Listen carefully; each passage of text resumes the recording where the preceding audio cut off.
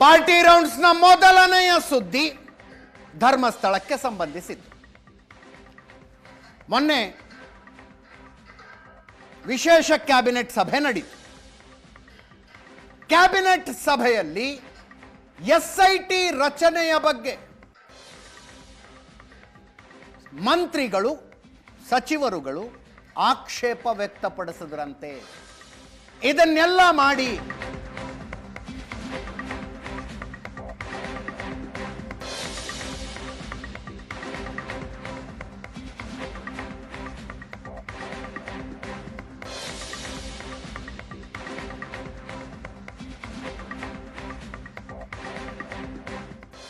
ಅಸ್ಥಿ ಪಂಜರಗಳಿಗಾಗಿ ಹುಡುಕಾಟ ಇಂಥದ್ದೆಲ್ಲ ಮಾಡಿ ಬಿಜೆಪಿ ಅವರ ಕೈಗೆ ಸುಖ ಸುಮ್ಮನೆ ಒಂದು ಅಸ್ತ್ರ ಕೊಟ್ಟಂಗಾಯಿತು ಅಂತ.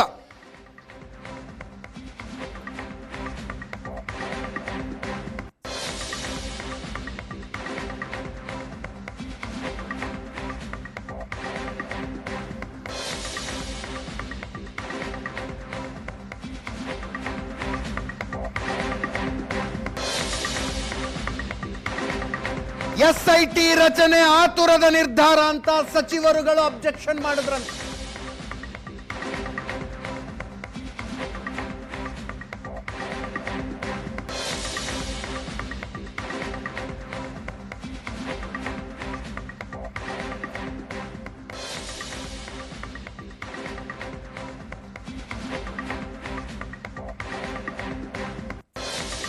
ಡಿ.ಕೆ. ಶಿವಕುಮಾರ್ ಅವರೇ ಒಂದಷ್ಟು ಡ್ಯಾಮೇಜ್ ಕಂಟ್ರೋಲ್ ಮಾಡಿದ್ರು.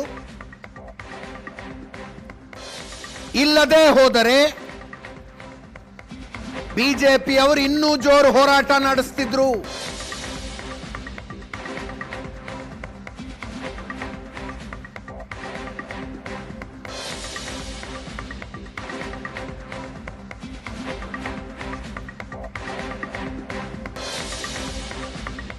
ಧರ್ಮಸ್ಥಳದಲ್ಲಿ ಎಸ್ಐಟಿಯ ಮೂಲಕ ಅಸ್ಥಿಪಂಜರ ಹುಡುಕಾಟ ಪ್ರಹಸನ ಸರ್ಕಾರದ ಇಮೇಜ್ಗೆ ಡ್ಯಾಮೇಜ್ ತಂತು ಅಂತ ಕೆಲವರು ಮಾತಾಡಿದ್ರಂತೆ.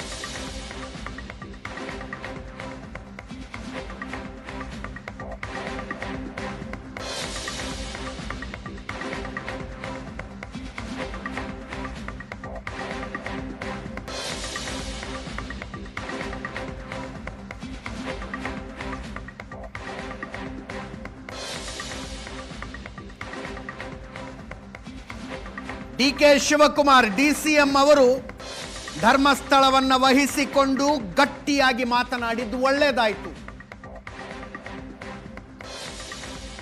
ಸ್ವಲ್ಪ ಡ್ಯಾಮೇಜ್ ಕಂಟ್ರೋಲ್ ಆಯಿತು ಅಂತ ಸಚಿವ ಸಂಪುಟ ಸಭೆಯಲ್ಲಿ ವ್ಯಕ್ತವಾದ ಅಭಿಪ್ರಾಯ.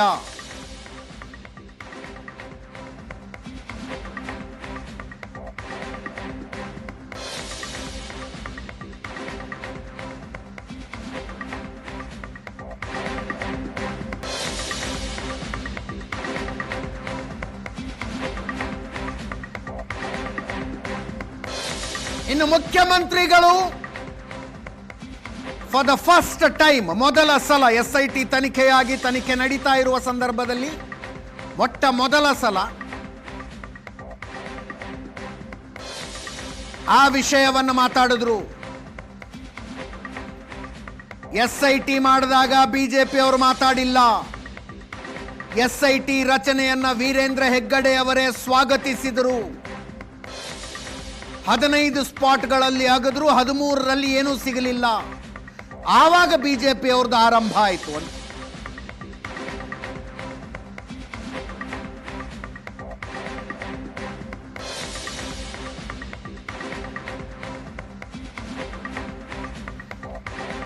ಚಿನ್ನಸ್ವಾಮಿ ಕಾಲ್ ತುಳಿತದ ಘಟನೆಯ ಚರ್ಚೆಯಾಗ್ತಾ ಇತ್ತು.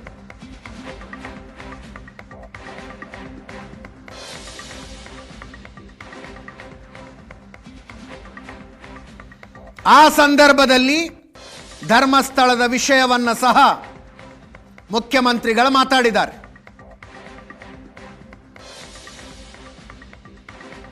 ಕೇಳಿಸ್ಕೊಳ್ಳಿ ಒಮ್ಮೆ. ಮಾಡಕ್ಕೆ ಶುರು ಮಾಡೋರು ಈಗ ಧರ್ಮಸ್ಥಳದ ಮಾಡ್ತಾ ಇದ್ದಾರಲ್ಲ ಚಳುವಳಿನ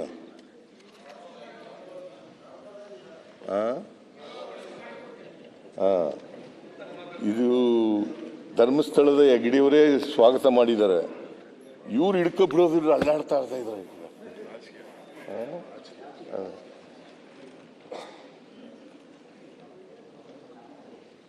ಧರ್ಮಸ್ಥಳದ ಹೆಗ್ಡೆಯವರೇ ಸ್ವಾಗತ ಮಾಡಿದ್ದಾರೆ. ಅದು ಏನು ನಾವು SIT ಮಾಡಿದಾಗ ಮಾತಾಡನೇ ಇಲ್ಲ BJPಯವರು. ಸ್ವಲ್ಪ ದಿನ ಆದಮೇಲೆ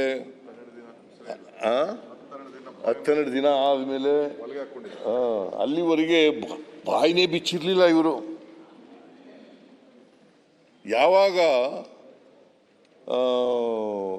15 ಜಾಗಗಳೆಲ್ಲ ಡಾಕ್ಟ್ರೆ 15 ಜಾಗಗಳಲ್ಲಿ ಅಗೀತಾರೆ, ಅವ್ನು ತೋರಿಸಿದಂಥ ಜಾಗಗಳಲ್ಲಿ ಅಗೀತಾರೆ. 2 ಕಡೆ ಮಾತ್ರ ಸಿಗ್ತದೆ. ಒಂದು ಕಡೆ ಅಸ್ಥಿಪಂಜರ, ಇನ್ನೊಂದು ಕಡೆ ಮೂಳೆಗಳು ಸಿಗ್ತವೆ. ಅದು ಬಿಟ್ಟರೆ ಇನ್ನು 13 ಸ್ಥಳಗಳಲ್ಲಿ ಸಿಗೋದಿಲ್ಲ. ಅದು ಗೊತ್ತಾದ ಮೇಲೆ ಶುರುವಾಗೋಯ್ತು ನೋಡಿ BJPಯವ್ರದ್ದು ಎಲ್ಲ. ಅಲ್ಲಿವರೆಗೆ ಏನು ಬಾಯಿ ಮುಚ್ಕೊಂಡಿದ್ರು ಸುಮ್ಮನೆ. ನಾನೇ ಮೈಸೂರಿಗೆ ಬಂದು ಪ್ರೆಸ್ ಮೀಟ್ ಮಾಡಿದ್ದೀನಿ. ನಾನೇ ಫಸ್ಟ್ ದಿನ ನೀವು SIT ಮಾಡಿದ ಫಸ್ಟ್ ದಿನ ಮೈಸೂರಲ್ಲಿ ಪ್ರೆಸ್ ಮೀಟು, ಮಾರನೇ ದಿನ ಬೆಂಗಳೂರಲ್ಲಿ ಪ್ರೆಸ್ ಮೀಟ್ ಮಾಡಿ ಇಲ್ಲಿ ಪ್ರಸ್ತಾಪ ಮಾಡಲಿಲ್ಲ. ಅಸೆಂಬ್ಲಿ ಶುರುವಾಯ್ತಲ್ಲ, ಅಸೆಂಬ್ಲಿ ಶುರುವಾದಾಗ ಮಾತ್ರ ಮಾಡಲಿಲ್ಲ. ಮಾಡಕ್ಕೆ ಶುರು